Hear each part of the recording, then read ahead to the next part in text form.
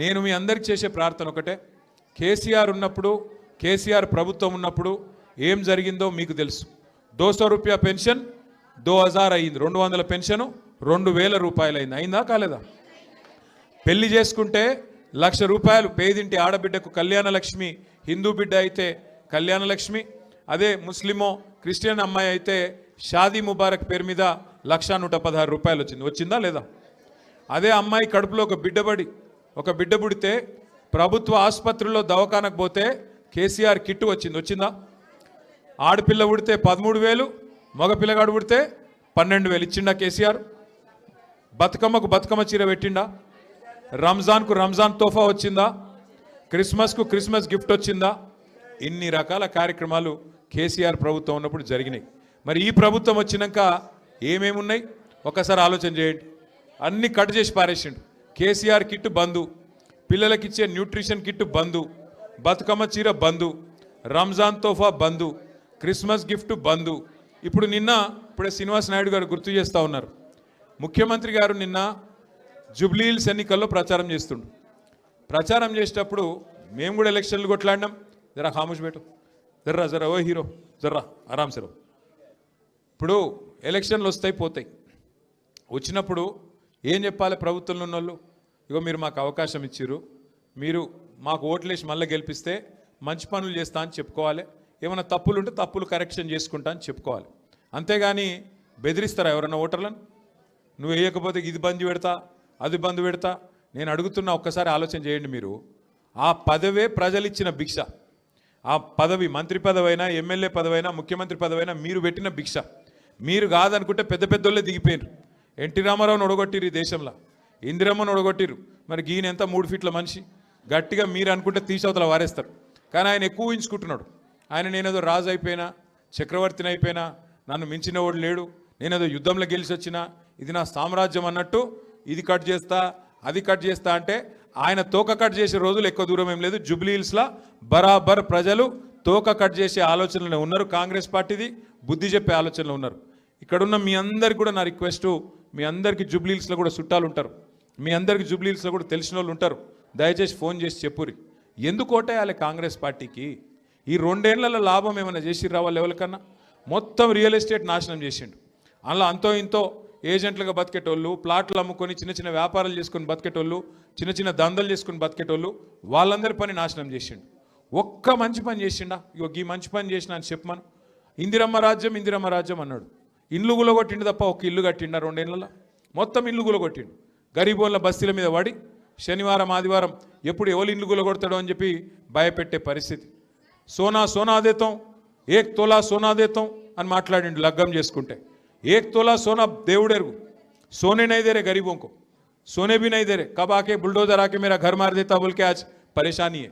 इस वास्ते मैं बोल रहा हूँ भाइयों से बहनों से, आज ये जो कांग्रेस की हुकूमत आई, ये 2 साल में ये लोग हाइड्रा के नाम पे, बुलडोजर के नाम पे जो जुल्म गरीबों के साथ कर रहे हैं, इनको सबक सिखाने का एक ज़बरदस्त मौका आपको जुबली हिल्स में मिल रहा. यहाँ पे जितने हमारे भाई या बहन हैं, आप सभी भाइयों से बहनों से मेरी गुजारिश है, जुबली हिल्स में जितने हमारे गरीब भाई बहन हैं, चाहे वो रहमत नगर में हो, एर्रागड्डे में हो, यूसुफगुड़ा में हो, शेखपेट में हो, अपने हमारे वेंगलराव नगर, सोमाजीगुड़ा, जहाँ कहीं भी हो, आप ज़रा उनसे बात करिए, बात करके उनको समझाइए तफसील में कि क्या किया 2 साल में.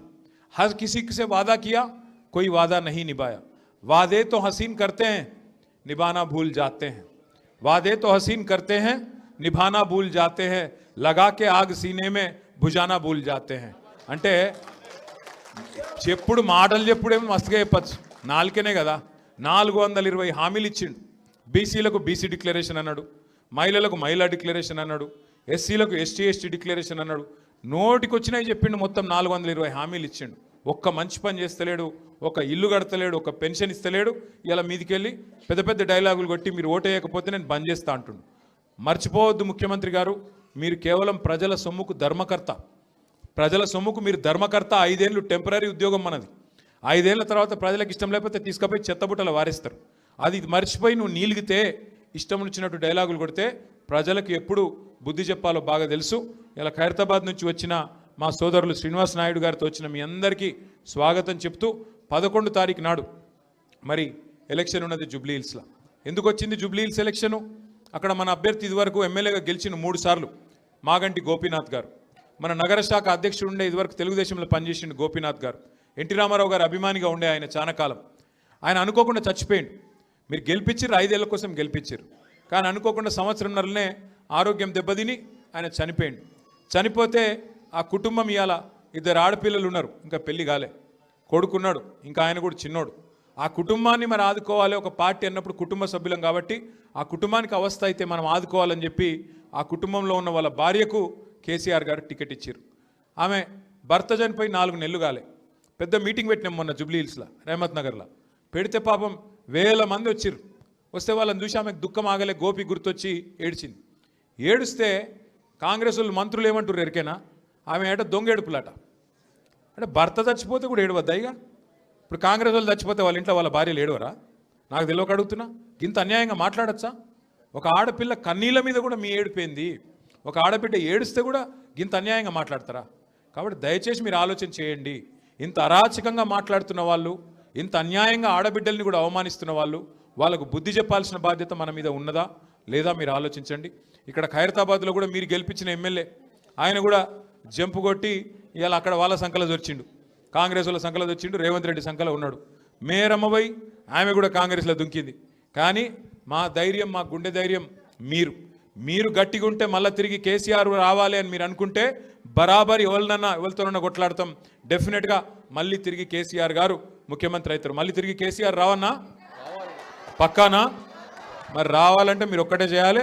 మొదలు జూబ్లీ హిల్స్లో ఉన్న మీ చుట్టాలకు, జూబ్లీ హిల్స్లో ఉన్న మీ దోస్తులకు, మీ క్లాస్మేట్లకు, మీ బంధువులకు అందరికీ ఫోన్ చేసి చెప్పుర్రి. అవసరమైతే ఒక్క అడుగు పక్కనే కదా మీకు, అవతల పక్కకి రోడ్ అవతలకి ఉంటుంది జూబ్లీ హిల్స్, యూసుఫ్ కూడా కానీ సోమాజ్ కూడా కానీ, జర్ర ఒక్క రవ్వ అక్కడ దాకా పోయొచ్చి ఎవ్వరు ఏం చెప్పినా మోసపోవద్దు. ఖచ్చితంగా మళ్ళీ కేసీఆర్ని తెచ్చుకోవాలి అనే మాట మీరు చెప్పాలి, మేము చెప్పాలి. 11 తారీఖు నాడు మాగంటి సునీత గోపీనాథ్ గారిని మీ అందరి ఆశీర్వాదంతో మళ్ళొక్కసారి ఎమ్మెల్యేగా జూబ్లీ హిల్స్ నియోజకవర్గంలో గెలిపించుకుందాం. మీ ఆడబిడ్డల ఆశీర్వాదంతో ఒక ఆడబిడ్డ ఖచ్చితంగా తిరిగి హైదరాబాద్లో మళ్ళీ నిలబడాలని చెప్పి నేను కోరుకుంటూ మళ్ళొకసారి నమస్కారాలు తెలియజేసుకుంటూ జై తెలంగాణ. Thank you.